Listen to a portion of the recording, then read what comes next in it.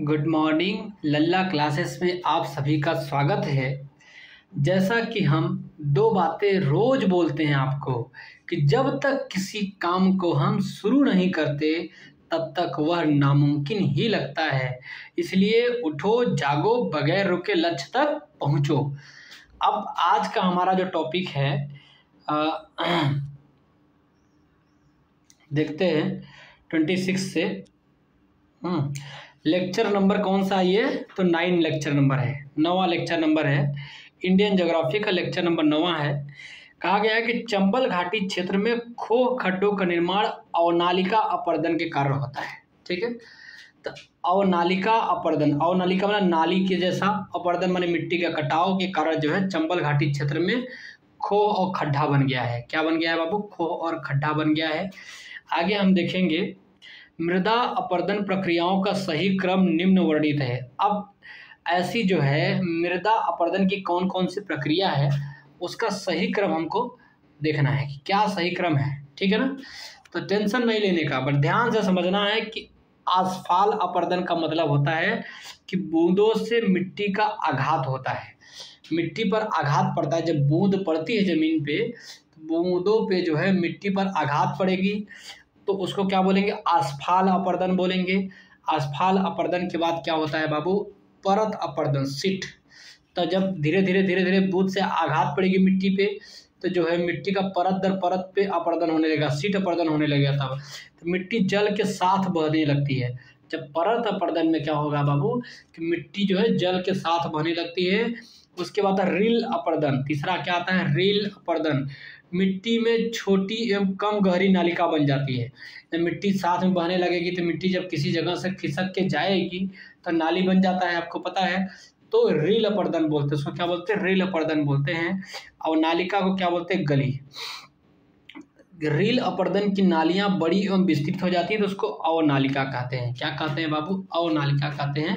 क्योंकि जब छोटा छोटा नाली बनेगा फिर और अपर्दन होता उसको क्या और ज़्यादा बड़ा बड़ा नालियां बन जाती हैं तो उसको क्या बोलते हैं? अवनालिका बोलते हैं। क्या बोलते हैं उसको? अवनालिका बोलते हैं। ठीक है, क्या बोलते हैं उसको? अवनालिका। आगे हम देखेंगे धारा चैनल अपर्दन। अब धारा चैनल अपर्दन क्या होता है? ठीक है, तो स्ट्रीम चैनल इरोजन में जो धारा से धाराओं, जैसे धारा बड़ी बड़ी नदियों में धारा बहती है तो जाति का जो नदियों का करार होता है ना, या क्या किनारा जिसको बोलते हैं हिंदी में, क्या बोलते हैं उसको? किनारा। तो नदियों के किनारे धारा मारेगी तो किनारा जब मारेगी तो जमीन पे लगेगा तो मिट्टी कट कट करके जो उसके अपर्दन होते हैं उसको धारा चैनल अपर्दन कहते हैं। क्या कहते हैं? धारा चैनल अपर्दन बोलते हैं उसको। आता है सोधर्म। सोधर्म का मतलब ज्वार की फसल भूमि अपर्दन के लिए अधिक उत्तरदायी है। तो जो ज्वार का जो फसल है बाबू, किसका फसल? ज्वार का फसल जो है भूमि अपर्दन के लिए, किसके लिए बाबू? भूमि अपर्दन के लिए जो है अधिक उत्तरदायी है, तो ज्वार की फसल है। ठीक, इसको हिंदी जिसको सोधर्म भी बोलते हैं। जबकि लौंग की फसल सबसे कम भूमि अपर्दन करती है। लौंग की जो फसल होती है सबसे कम भूमि अपर्दन करती है। ठीक है, आप लौंग के जब फसल कहीं पे बो दोगे ना तो सबसे कम भूमि अपर्दन करेगी, लेकिन ज्वार का जो फसल होगा अधिक भूमि अपर्दन करती है, याद रखना। मृदा संरक्षण की संचालित विधियां क्या हैं? तो सस्यावर्तन, फसलों का हेरफेर करना। जब आप फसलों का हेरफेर करेंगे, सस्यावर्तन उसको बोलेंगे। क्या बोलेंगे? सस्यावर्तन की इस खेत में इस बार गेहूं बोया गया है तो अगली बार क्या बोया जाना चाहिए?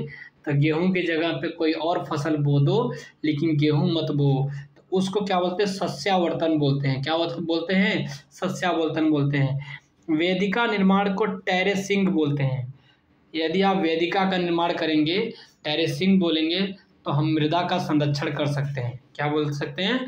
मृदा का संरक्षण मतलब कि लाइनिंग बना बना करके यदि आप खेती करते हो, वेदिका का निर्माण करके वायुरोध करेंगे आप, तब जाकर के आपके मृदा संरक्षण की प्रचलित विधियां हैं, सब हैं।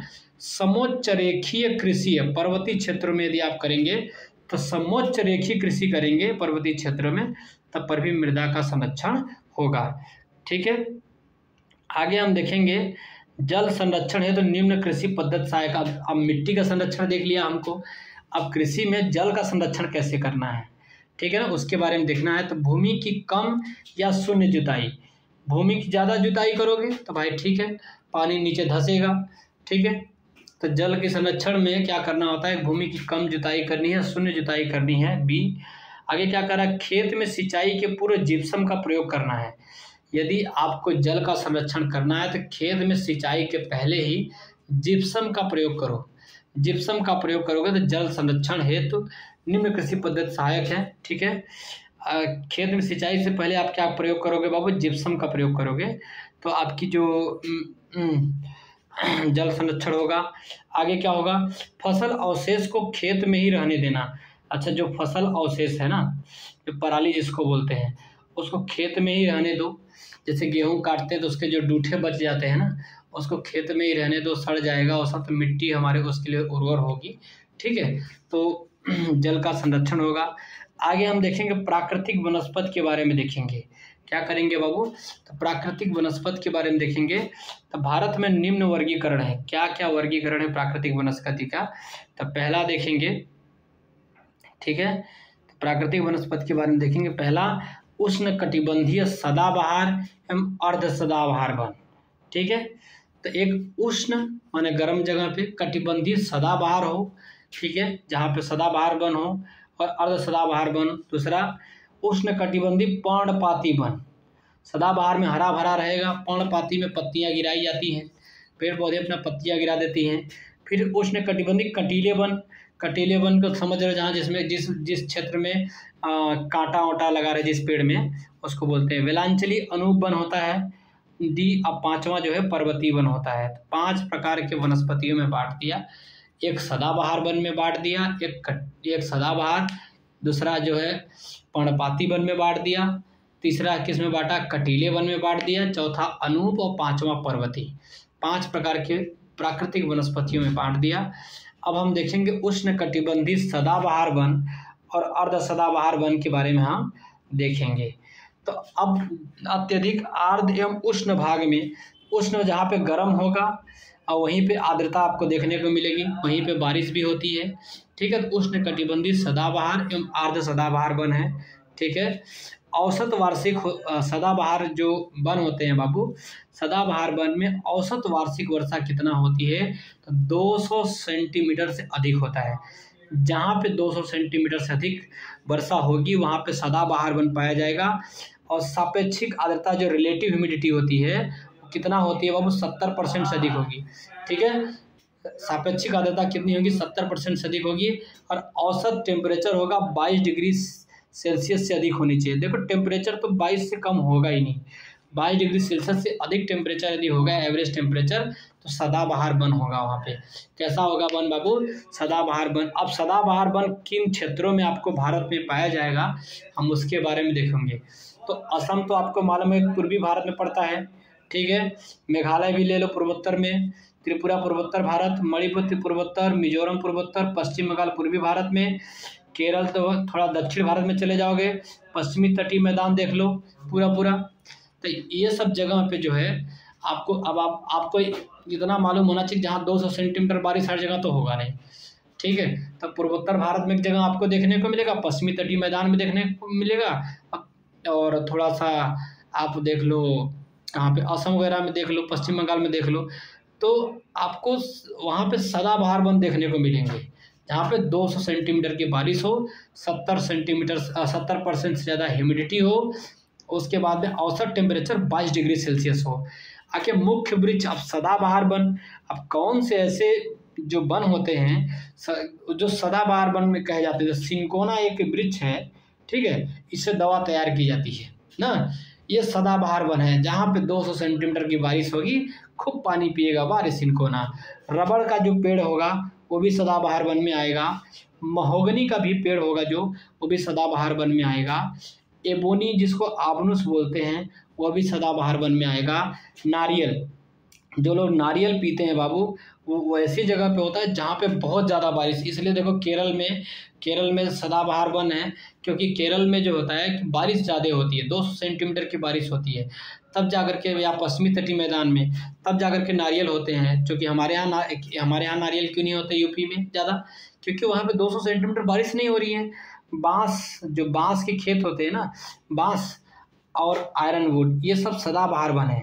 ज़्यादा बारिश होगा तो बांस भी मस्त होता है, बांस बहुत पानी पीता है। आयरन वुड का एक पेड़ है, वो भी जो है पानी मांगता है। तो कहने का मतलब है कि सदाबहार वन में सिनकोना, रबड़, महोगनी, एबोनी, नारियल, बांस, आयरन वुड, ठीक है, इतने जो वृक्ष होंगे वो मुख्य वृक्ष हैं सदाबहार वन के। किसके वन है मुख्य वृक्ष है बाबू? सदाबहार वन के। तो सदाबहार वन के देख लिया क्या क्या गुण था और क्या क्या कहाँ कहाँ पाए जाते हैं और कौन सा वृक्ष होता है सदाबहार का। अब आगे आता है पर्णपाती। अच्छा, पर्णपाती को ही मानसूनी वन भी कहते हैं। क्या कहते हैं बाबू? पर्णपाती को ही मानसूनी वन कहते हैं। तो जब भी कोई बंदा पूछे कि पर्णपाती वन की बात बताओ या तो मानसूनी वन की बात बताओ, एक ही बात आप जान जाना कि एक ही। तो यहाँ पे औसत वार्षिक वर्षा 70 से 200 सेंटीमीटर की होती है, ठीक है। पर्णपाती जहाँ पत्तियाँ अपना जहाँ पे पौधे अपना पत्तियाँ गिरा देती हैं ना, 70 से 200 सेंटीमीटर की बारिश होती है। जल उपलब्धता के आधार पर आर्द्र पर्णपाती वन और शुष्क पर्णपाती वन में विभाजन हो जाता है, ठीक है। जल जहाँ पे बढ़िया उपलब्ध होगा वहाँ पे आर्द्र पर्णपाती वन होगा, और जहाँ पे जो है कम जल होगा वहाँ पे शुष्क पर्णपाती वन कह देंगे। लेकिन मेन है पर्णपाती वन, उसको आर्द्र पर्णपाती वन या शुष्क पर्णपाती वन कैसे कहेंगे? जल के उपलब्धता के आधार पर कहेंगे। आगे हम देखेंगे बाबू आर्द्र पर्णपाती वन के बारे में देखेंगे, ठीक है।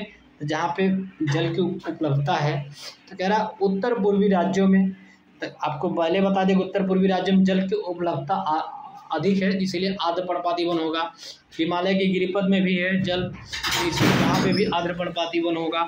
पश्चिमी घाट के पूर्वी ढाल में भी देखेंगे, पश्चिमी घाट के पूर्वी ढाल में भी आपको जल देखने को मिलेगा, बढ़िया बारिश होती है तो वहाँ भी आर्द्र पर्णपाती वन देखने को मिलेगा। उड़ीसा में भी अच्छी खासी बारिश होती है तो वहाँ पे आर्द्र पर्णपाती वन होगा, ठीक है। अब आर्द्र पर्णपाती वन का जो मुख्य वृक्ष आपको देखने को मिलेगा वो कौन कौन से? अब साल का पेड़ है। अब साला जी जब भी आते हैं तो उनको पानी चाहिए, ठीक है। तो ये और पानी चाहिए तो नहीं मिलेगा तो उनका टकला वकला झड़ जाता है, हमारा पत्ती झड़ जाता है। तो याद रखना है कि साल वृक्ष आर्द्र पर्णपाती वन है और उनको पानी चाहिए, क्योंकि पानी आर्द्र पर्णपाती वन में पानी होता है। और टकला झड़ जाता है, टकला झड़ने का मतलब कि पत्तियां झड़ जाती हैं। अब सागवान का पेड़ देख लो, सागवान का पेड़ भी आर्द्र पर्णपाती वन में ही पाया जाएगा। शीशम का पेड़ देख लो, ये भी आर्द्र पर्णपाती वन में ही पाया जाएगा। महुआ का पेड़ देख लो, ये भी आर्द्र पर्णपाती वन में पाया जाएगा। आंवला का पेड़ आर्द्र पर्णपाती वन में, कुसुम का पेड़ आर्द्र पर्णपाती वन में, चंदन का पेड़ आर्द्र पर्णपाती वन में। अब जैसे चंदन की लकड़ी है ना, अब चंदन की लकड़ी आर्द्र पर्णपाती वन में आएगा। हाँ, चंदन की जो लकड़ी होती है वह आर्द्र पर्णपाती वन में आता है, ठीक है। इसमें आता है वो आर्द्र पर्णपाती वन में आता है चंदन की लकड़ी।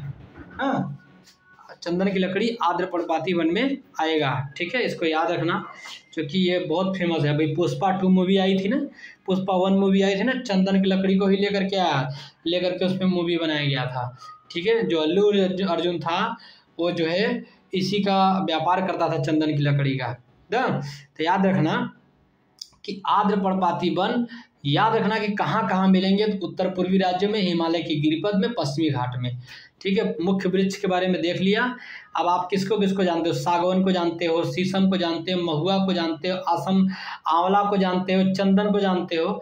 इसमें से साल ही नहीं जानते थे, कुसुम नहीं जानते थे। याद रखना कि साल और कुसुम जो है आर्द्र पर्णपाती वन है। अब शुष्क पर्णपाती वन में जहाँ पे सूखा प्रदेश होगा, अब शुष्क पर्णपाती वन में 70 से 100 सेंटीमीटर ही वर्षा होती है। अब प्रायद्वीपीय पठार पे देख लो, प्रायद्वीपीय पठार में 70 से 100 सेंटीमीटर की वर्षा होती है तो वहाँ पे शुष्क पर्णपाती वन मिलेंगे। उत्तर प्रदेश व बिहार में शुष्क पर्णपाती वन मिलेंगे, उसके मैदानी भाग में विस्तार देख लो। तो हमारे उत्तर प्रदेश देख लो, बिहार में देख लो, तो ये सब क्या है? ये मैदानी भाग में विस्तार देखो तो यहाँ पे शुष्क पर्णपाती वन पाए जाएंगे। प्रायद्वीपीय पठार में शुष्क पर्णपाती वन पाए जाएंगे। अब शुष्क पर्णपाती वन के जो मुख्य वृक्ष होते हैं अक्सलवुड होता है। अक्सलवुड क्या होता है? अक्सलवुड, तेंदू, ठीक है, पलास, अमलतास, खैर, पीपल, नीम, साल। तो साल देखो शुष्क में भी आ जाता है और आर्द्र में भी आ जाता है।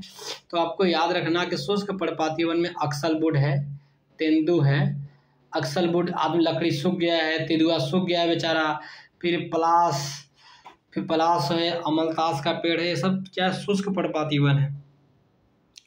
खैर का पेड़ है, सूखा रहता है खैर, देखो शुष्क पर्णपाती वन है। पीपल भी सूख जाता है, इसलिए इसका भी देखो कभी कभी पीपल सूख जाता है खड़े खड़े, तो उसको क्या बोलते शुष्क पर्णपाती वन। नीम तो देखे ही हो, शुष्क पर्णपाती वन में आता है साल। ठीक है, आगे अब हम देखते हैं उष्ण कटिबंधीय कटीले वन। अब कटीले वन का मतलब समझो, तो जहाँ पे कटीले वन होगा तुरंत आप दिमाग में जान लो कि वार्षिक वर्षा 70 सेंटीमीटर से कम हो रही है। कटीले वन ले लो, झाड़ियाँ ले लो, घासें ले लो, विस्तार कहाँ कहाँ पे आपको ज़्यादा मिलेंगी, तो हरियाणा में कटीले वन देखने को मिलेंगे, राजस्थान में कटीले वन देखने को मिलेंगे, गुजरात में भी आपको कटीले वन देखने को मिलेंगे, और छत्तीसगढ़ में भी आपको कटीले वन देखने को मिलेंगे। एमपी में भी कटीले वन, यूपी का कुछ अर्धशुष्क क्षेत्र जहाँ पे देखोगे कटीले वन मिलते हैं, और दक्षिण पंजाब में देख लो, दक्षिण पश्चिम पंजाब में भी देख लो, तो यहाँ पे कटीले वन देखने को मिलना ही है। कटीले वन का मुख्य वृक्ष क्या होता है बाबू, तो एक अकासिया है। अकासिया ये कटीले वन है। क्या है बाबू, अकासिया। इसको अकरास गुजरता है, बड़े बड़े पत्तियाँ करने में कटीला बन गया है बेचारा। खजूर का पेड़, खजूर खूब तोड़ तोड़ के खाए हो, खजूर को हम पाम बोलते हैं। तो खजूर का पेड़ होता है ना, वो भी देखो किसमें कांटा कितना रहता है, चुभा रहता है इसमें। अभी खजूर तोड़ने जाओ और उसमें कांटा चुभ जाता है, चढ़ो तो। यूफोरिया का पेड़ है भाई, बाप रे बाप, यूफोरबिया का जो पेड़ है वो भी कटीले वन है। बबूल का हम लोग तो जाते थे भैंस वैंस चराने ना, तो क्या करते थे, बबूल का दतून तोड़ करके करते थे। तो बबूल भी कटीले वन है, क्योंकि बबूल का पेड़ में दतून तोड़ के ना उसमें कांटे रहते हैं, कांटे अलग से निकालने पड़ते हैं। अब ऐसे बेर खाने जाओ आप ना, तो बेर खाने जाओगे तो कांटा तो रहेगा ही उसमें, तो कटीले वन है। नागफनी, अब नागफनी यदि किसी को चुभ जाए ना, ये सब कटीले वन है भाई, ध्यान देना। नागफनी किसी को चुभ जाए ना, बिस्ता है भाई, बहुत बिसाता है अंदर, इतना दर्द होगा ना कि आप सह नहीं पाओगे। सोचो इतना, ये इसको क्या बोलते हैं, नागफनी बोलते हैं। इसमें कटीले वन में आपको अकासिया का नाम याद रखना है, यूफोरबिया का नाम रखना है, बाकी तो सारे आप आंकड़े से अंदाज से आप लगा लोगे। ठीक है, अकासिया और यूफोरबिया। आगे आता है वेलांचली व अनूप वन। क्या होता है बाबू, तो वेलांचली या अनूप वन का मतलब होता है आर्द्र भूमि क्षेत्रों, जैसे वैसे क्षेत्र जहाँ पे आर्द्र भूमि क्षेत्र हो। ठीक है, जैसे डेल्टाई क्षेत्र ले लो, समुद्र तटीय क्षेत्र में होता है ना। तो सुंदर वन जो होता है बाबू, वो वेलांचली या अनूप वन है, जो कि डेल्टाई क्षेत्रों में होता है। कहाँ पे होता है, आर्द्र भूमि क्षेत्रों या डेल्टाई क्षेत्रों एवं समुद्र तटीय क्षेत्रों में होता है सुंदरवन, इसलिए सुंदरी वृक्ष होता है इसका। ठीक है, सुंदरी वृक्ष से आप कभी आप देखोगे क्या बनाया जाता है, तो जो माचिस की तीलियां बनाई जाती है ना, सुंदरी वृक्ष से ही बनाए जाते हैं। ठीक है, आगे हम देखेंगे कुल क्षेत्रफल का प्रतिशत देखेंगे। कुल क्षेत्रफल का प्रतिशत अकॉर्डिंग टू 2019 का एक आंकड़ा आया था, भारतीय वन स्थिति रिपोर्ट। तो उस रिपोर्ट के अनुसार एक छोटा मोटा आइडिया ले लो आप कि उष्ण कटिबंधीय शुष्क पर्णपाती वन 40.86% है और आर्द्र 17.65। देखो भाई, पानी हर जगह नहीं बारिश होता है, इसलिए जो सूखा वाला शुष्क पर्णपाती वन है ना, वो ज़्यादा अच्छी जगह पे आपको देखने को मिलेगा, तो 40.86%। और उष्ण कटिबंधीय आर्द्र पर्णपाती वन देखने को मिलेगा 17.65% देखने को मिलेगा। आगे हम देखेंगे उष्ण कटिबंधीय अर्ध सदाबहार वन 9.27% देखने को मिलेगा। ठीक है, तो याद रखना कि शुष्क पर्णपाती वन ज़्यादा पाया जाता है, आर्द्र पर्णपाती वन कम पाया जाता है, लगभग अधिया पे, और उसका आधा लगभग अर्ध सदाबहार वन पाए जाते हैं। ठीक है, भोजपत्र एक बर्च वृक्ष मिलता है हिमालय में। भोजपत्र जो वृक्ष है ना, जो भोजपत्र जिससे बनता है, बर्च का एक वृक्ष है जिससे भोजपत्र बनता है। कहाँ मिलता है बाबू, हिमालय में। यदि हमको भोजपत्र लाना है तो हिमालय में जाकर के उस वृक्ष को काट करके बर्च बनता है, भोजपत्र बनता है। सागौन और साल किसके उत्पाद हैं, तो उष्ण कटिबंधीय पर्णपाती पतझड़ी शुष्क या आर्द्र दोनों के लिए। ठीक है, ये शुष्क और आर्द्र दोनों जगहों पे सागौन और साल वृक्ष पाए जाते हैं। ठीक है, आगे हम देखेंगे पश्चिमी हिमालय का ट्री लाइन मान 3300 से 3600 मीटर। पश्चिमी हिमालय का जो ट्री लाइन मार्ग है, ट्री लाइन वृक्ष का जो मान है 3300 से 3600 मीटर। पूर्वी हिमालय की ट्री लाइन मान 3600 से 3800 मीटर है। कहने का मतलब कि जो पश्चिमी हिमालय का जो ट्री लाइन मान है ना 3300 से 3600, और किधर से किधर था, पश्चिमी हिमालय का। ठीक है, और पूर्वी हिमालय का ट्री लाइन मान देखेंगे 3600 से 3800 मीटर की है। कितना, 3600 से 3800, क्योंकि पूर्व में हिमालय थोड़ा ज़्यादा विस्तृत हो गया है ना, इसलिए। अतः पश्चिमी हिमालय की ट्री लाइन का मान कम होता है। ठीक है, पश्चिमी हिमालय का जो ट्री लाइन का मान होता है बाबू कम होता है। क्या होता है, पश्चिमी हिमालय का ट्री लाइन का मान कम होता है। आगे हम देखेंगे 10वां देखेंगे क्या कह रहा है। पश्चिमी हिमालय की शीतोष्ण कटिबंधी वन पेटी में देवदार वृक्षों का बाहुल्य होता है। अच्छा, आप जब पश्चिमी हिमालय में जाओ तो पश्चिमी हिमालय का जो शीत और उष्ण कटिबंध वन पेटी देखने को मिलेगा। यहाँ शीत भी रहेगा और गर्म भी रहेगा। तो वहाँ पे वन पेटी में देवदार वृक्षों का बाहुल्य होता है। क्या देखने को मिलेगा, देवदार का वृक्ष आपको देखने को मिलेगा। अब देखेंगे अन्य वृक्ष कौन कौन से हैं। तो देवदार पश्चिमी हिमालय में आपको देखना कि देवदार का वृक्ष मिल रहा है, ओक का वृक्ष मिल रहा है, फर, स्प्रूस का, सीडार का, चेस्टनट का, चीड़ का। तो पश्चिमी हिमालय में आपको जो अन्य वृक्ष देखने को मिलेंगे, देवदार के बाद ओक मिलेगा, ओक के बाद फर मिलेगा, हाँ, और उसके बाद फर के बाद स्प्रूस मिलेगा, स्प्रूस के बाद में जो है सीडार का वृक्ष मिलेगा, फिर चेस्टनट का वृक्ष मिलेगा, फिर चीड़ का वृक्ष मिलेगा। ये कहाँ है, पश्चिमी हिमालय में आपको देखने को मिलेंगे।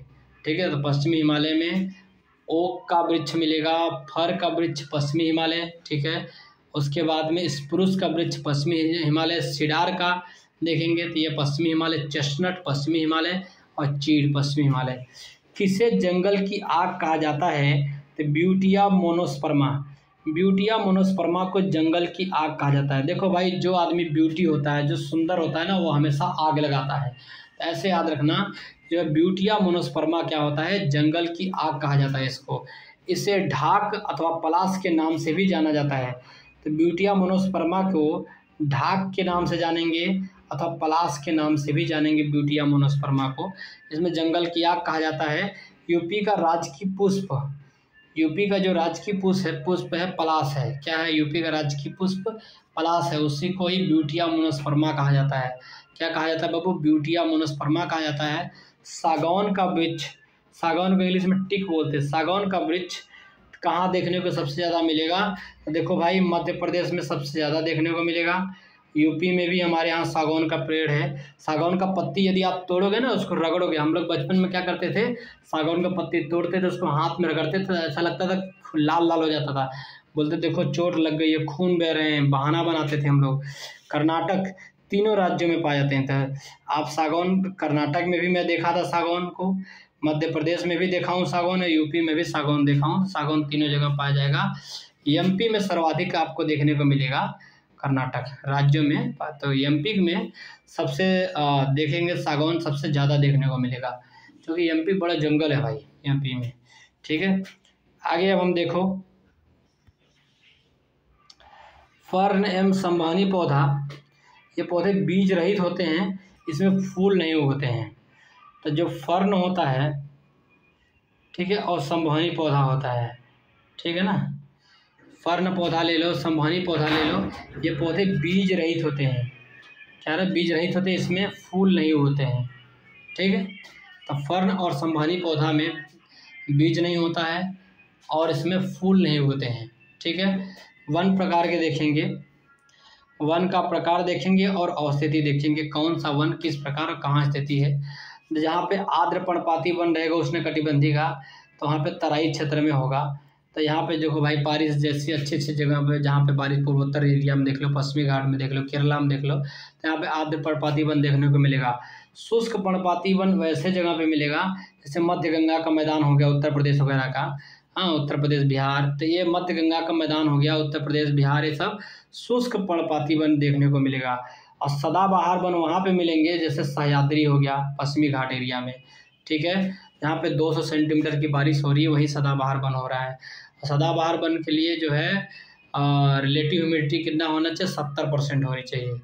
उष्णकटिबंधीय वन जो है देखने को मिलेगा, कहाँ मिलेगा उष्णकटिबंधीय वन, तो साइलेंट वैली। शंकु वृक्ष वन कहाँ देखने को मिलेगा, तो हिमाचल प्रदेश में। हिमाचल प्रदेश में देखो बर्फ़ पड़ते हैं भाई, तो बर्फ़ में जब पेड़ पौधे क्या करते हैं अपना आकार बदल लेते हैं, जब बर्फ़ पड़ते हैं ना, बर्फ़ की सिल्ली गिरा पेड़ पे तो आराम से ऐसा शंकु की तरह बना रहेगा, तो आराम से जो है बर्फ़ नीचे गिर जाता है, इसलिए वृक्ष अपना रूप बना लेता है शंकुधारी वृक्ष, ठीक है। कच्छ वनस्पति सुंदरवन में देखने को मिलेगा। हाँ, पतझड़ वन जो है आपको राजस्थान में मिलेंगे, राजस्थान में बहुत ज़्यादा पत्ता झड़ता है, तो पतझड़ आपको देखने को कहाँ मिलेंगे, राजस्थान में देखने को मिलेगा। आगे हम देखेंगे सामाजिक वानिकी में प्रयुक्त बहुउद्देशीय वृक्ष खेजरी है, ठीक है। खेजरी जो है एक वृक्ष है जिसका बहुत उद्देश्य प्रयोग किया जाता है खेजरी का, और सामाजिक वानिकी में प्रयुक्त होता है ये खेजरी, और इसका बहुत उद्देश्य के लिए काम कर सकते हो खेजरी का। इसे मरुस्थल का राजा कहा जाता है, मरुस्थलों में जाओगे खेजरी का वृक्ष मिलेगा, और जहाँ पे खेजरी का वृक्ष मिला उसको क्या कहेंगे बाबू, मरुस्थलों का राजा है। यदि किसी मरुस्थल में खेजरी का वृक्ष नहीं है तो फिर वो मरुस्थल सही नहीं दिखा जाएगा, लेकिन हाँ खेजरी जो है बाबू वो क्या करेगा, और उसका राजा कहा जाता है, मरुस्थलों का राजा कहा जाता है खेजरी को। आगे अधिक तापमान सहकर भी कम पानी की आवश्यकता के साथ जीवित रहता है बेचारा, तापमान अधिक सहेगा और कम टेम्परेचर के साथ भी कम पानी की आवश्यकता के साथ जो है जीवित रहता है, तापमान ज़्यादा सहेगा और कम पानी की आवश्यकता के साथ जीवित रहता है खेजरी, ठीक है। लीसा प्राप्त होता है चीड़ के वृक्ष से, हम लोग लासा बोलते हैं ना, उसको लीसा बोलते हैं, क्या लीसा जो प्राप्त होता है चीड़ का वृक्ष से। जब हम चीड़ के वृक्ष से क्या प्राप्त करते हैं, लीसा, क्या प्राप्त करते हैं बाबू, लीसा। तारपीन का तेल बनाया जाता है लीसा से, तो लीसा से बिरोजा तथा तारपीन का तेल बनाया जाता है। लीसा से हम क्या बिरोजा बनाएंगे तथा तारपीन का तेल बनाया जाता है, जिसका उपयोग कागज़ उद्योग, साबुन, पेंट उद्योग में किया जाता है, ठीक है। तारपीन का तेल प्रयोग कहाँ करेंगे, कागज़ उद्योग में करेंगे, साबुन में करेंगे, पेंट उद्योग में करेंगे तारपीन का तेल। तो हमको चीड़ का वृक्ष पहले पकड़ेंगे, वहाँ से लीसा निकालेंगे, लीसा से बिरोजा बनाएंगे, बिरोजा से तारपीन का तेल बनाएंगे, और तारपीन का तेल बनाने के बाद में उसका उपयोग हम कागज़ उद्योग के लिए, साबुन उद्योग के लिए, पेंट उद्योग के लिए हम प्रयोग करते हैं तारपीन के तेल का। अब आता है कच्छ वनस्पति और राज्य, तो अक्षरा रत्नागिरी जो देखने को मिलेगा, तो महाराष्ट्र, तो रत्नागिरी की जैसे ही बात आए जैसे समझ लो महाराष्ट्र में। कुंडापुर की बात करें तो को से कुंडापुर, को से कर से कर्नाटक। पिचोरम की बात करें तो तमिलनाडु में है, पिचोरम की बात करें क्या हो जाएगा बाबू, तमिलनाडु में। वेम्बानाड की बात करें तो केरल में, ठीक है। भारत वन स्थिति रिपोर्ट 2021 की एक रिपोर्ट आई थी भारत के वन स्थिति रिपोर्ट में, उसके अनुसार पतझड़ वनों का सर्वाधिक विस्तार कहाँ पे देखने को मिलेगा बाबू, तो एमपी में देखने को मिलेगा। पतझड़ वनों का छत्तीसगढ़ में दूसरे नंबर पे देखने को मिलेगा, ठीक है। आगे हम देखेंगे सिंचाई तथा नहरें, सिंचाई एवं नहरें की बात करेंगे अब हम।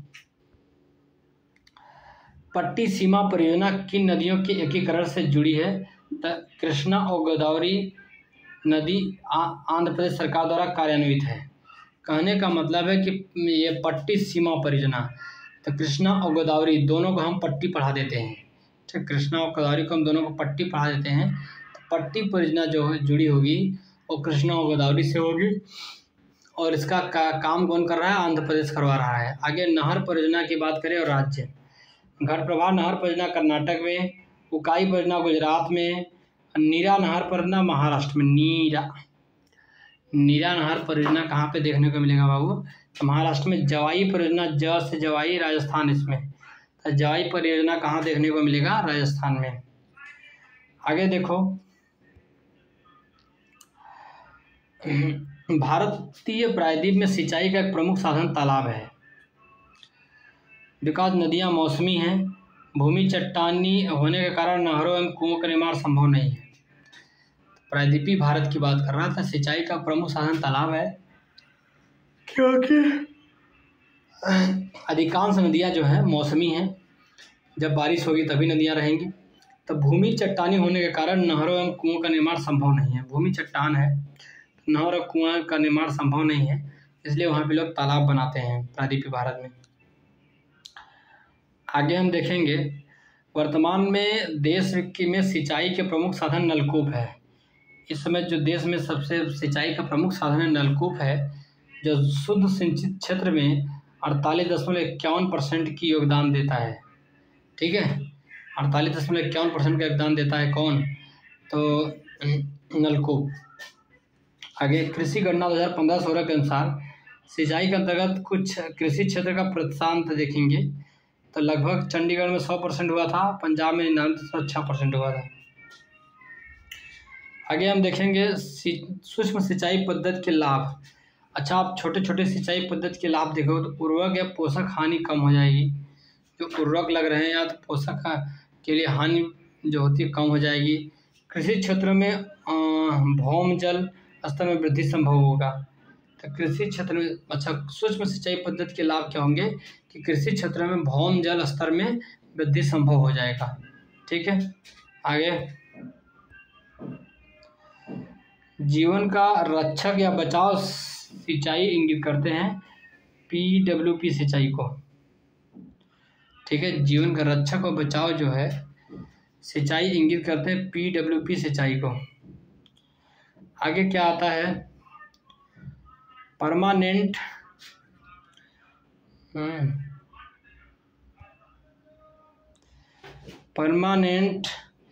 विल्टिंग पॉइंट, अर्थात पानी की न्यूनतम मात्रा या अभाव में पौधे मुरझा जाते हैं।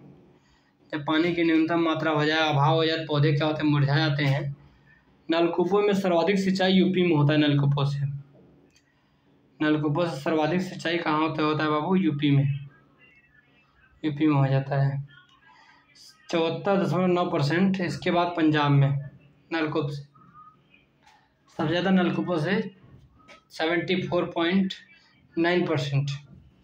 आगे इसके बाद पंजाब में। दक्षिण भारत में सिंचाई व्यवस्था का अग्रदूत सर आर्थर कॉटन है। दक्षिण भारत में सर आर्थर कॉटन यदि नहीं आए होते सिंचाई नहीं होता। कहने का सिंचाई व्यवस्था बनाने का अग्रदूत जो है सर आर्थर कॉटन का है। यूपी में सिंचाई जो सबसे होती है नलकूप से ज़्यादा होती है, फिर नहर से होती है, फिर कुआं से होती है।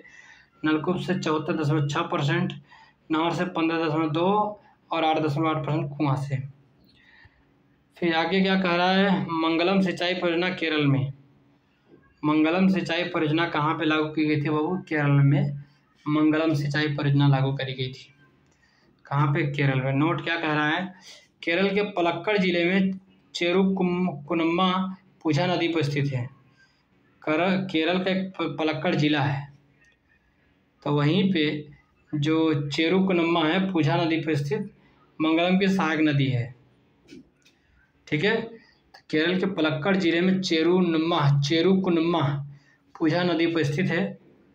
मंगलम की सहायक नदी है चेरुकुनम्मा पूजा नदी। आगे गंडक परियोजना पर निवेशी शहर बनी। अच्छा, गंडक परियोजना पर त्रिवेणी शहर बनी। कैसा? त्रिवेणी शहर बनी है। इसमें सारण सिंचाई नहर भी है। ठीक है, आगे क्या कह रहा है, इंदिरा गांधी नहर का उद्गम हरिके बैराज के निकट ब्यास एवं सतलज नदी के संगम पर होता है। इंदिरा गांधी नहर का जो उद्गम होता है ना, हरिके बैराज के निकट ब्यास नदी पर और सतलज नदी के संगम पर होगा। जल प्राप्ति कहाँ से होती है इंदिरा गांधी को? ब्यास, सतलज और रावी नदी से। इंदिरा गांधी जी कहाँ कहाँ का पानी पीती थी? तो ब्यास का, सतलज का और रावी नदी का। मतलब जल की प्राप्ति इंदिरा गांधी नहर को कहाँ से जल पीती थी? तो ब्यास, सतलज और रावी नदी से। आगे क्या कह रहा है, ब्यास नदी के पोंग बांध के जल का उपयोग इंदिरा गांधी नहर परियोजना द्वारा किया जाता है। तो ब्यास नदी पर एक बांध है पोंग बांध, इसका उपयोग करना होगा तो इंदिरा गांधी नहर परियोजना द्वारा किया गया है। कौन करता है बाबू? इंदिरा गांधी नहर परियोजना के द्वारा किया गया है। ठीक है, विश्व की सबसे पुरानी व विकसित नहर व्यवस्था भारत में कौन सी है? गंगा नहर 1927 की है। विश्व की सबसे पुरानी और विकसित नहर व्यवस्था तो भारत में कौन सी पूछे तो अच्छा, विकसित नहर व्यवस्था भारत में कौन सी है? तो गंगा नहर 1927 में। गंगा नहर कब से? 1927 में। फिर आगे निर्माण किसने कराया? तो महाराजा की गंगा सिंह बीकानेर सतलज में से निकलती है। महाराजा जी कहते हैं कि गंगा सिंह जो है सतलज से निकलती है, बीकानेर। 1937 से 74 में शारदा सहायक समादेश विकास परियोजना का निर्माण हुआ। इसमें शामिल है शारदा सहायक, रामगंगा और गंडक। 1973 से 74 में शारदा सहायक समादेश विकास परियोजना क्या हुआ बाबू? का निर्माण हुआ है। इसमें शारदा सहायक, रामगंगा और गंडक नदी है, 3। इसका उद्देश्य क्या है कि इसका उद्देश्य शारदा सहायक का कि कृषि उत्पादन को बढ़ाना है, बहुफसली खेती करना है, भू प्रबंधन का सुधार करना है। ठीक है, हमारा लेक्चर यहीं पे समाप्त होता है।